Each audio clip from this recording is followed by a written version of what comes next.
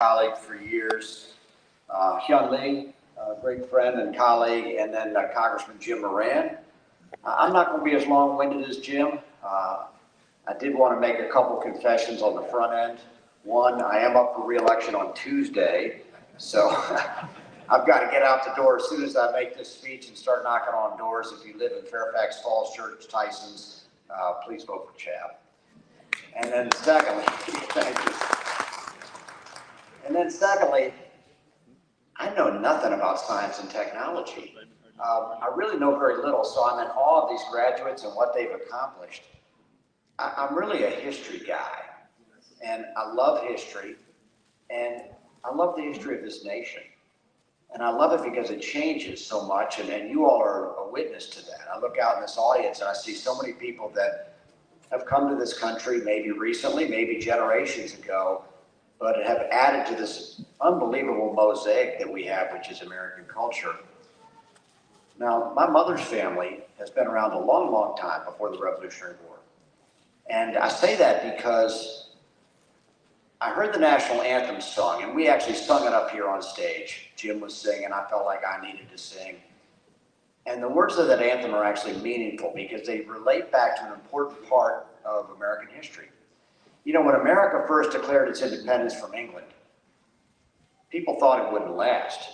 They said, oh, hey, here's a democracy, an imperfect democracy, but a democracy of all these colonies. These people, they're all selfish, they're overprivileged, they don't talk to each other. This nation's going to fall apart. And not long after they had declared independence, and not long after they had won their independence, thanks to George Washington, they had a second war with the British. And this time they didn't have France to protect them. It was just them head to head with the British. And the British came over and they invaded the United States. It's called the War of 1812. And they actually landed an army at the Anacostia River in what is today Maryland, Prince George's County. And they marched on Washington, D.C., and they fought the Maryland militia. How many folks here from Maryland? Okay, put your hands down. You don't want to hear this. Because the Maryland militia ran away. And so they entered Washington, D.C., and they burned it up. They burned up the White House. And the world said, well, I guess the people of America aren't willing to fight for their country. I guess this country's going to fall apart. And so they then sailed up the Chesapeake Bay. They went down the Potomac, they sailed up the Chesapeake, and they came to the port of Baltimore. Okay, all you folks in Maryland, put your hands back up, because now you're going to feel proud. And there was a little fort there called Fort McHenry. And it had a big American flag. And the British warships, they sailed right up to it and they started bombarding it with cannons, thinking that the Americans would haul down that flag and surrender.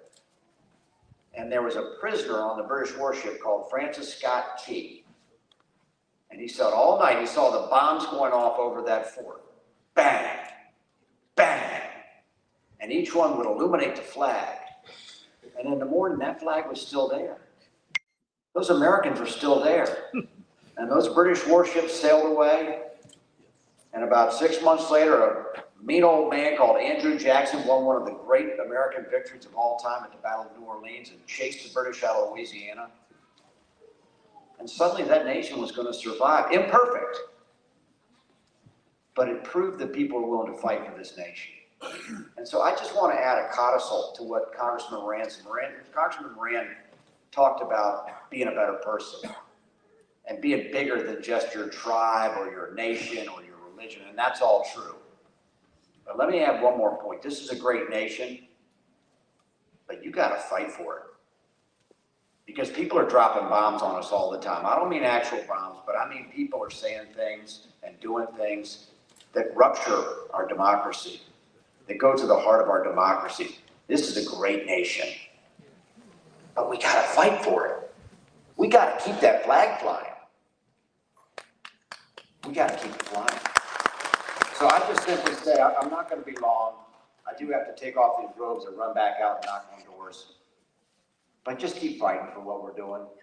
It's so important. And my hat's off to Dr. Hanib to think that he has come here and he and his wife have started this school and educated people so y'all can have great careers. Not just be taxpayers, but be active in this nation. Be active in your community. Be leaders. You're educated to do that. You have the ability to do that. And people like me will pass the torch to you gladly. But thank you. Thank you for being ready to fight for this nation. It's a great nation. God bless you. Have a great day. Thank you.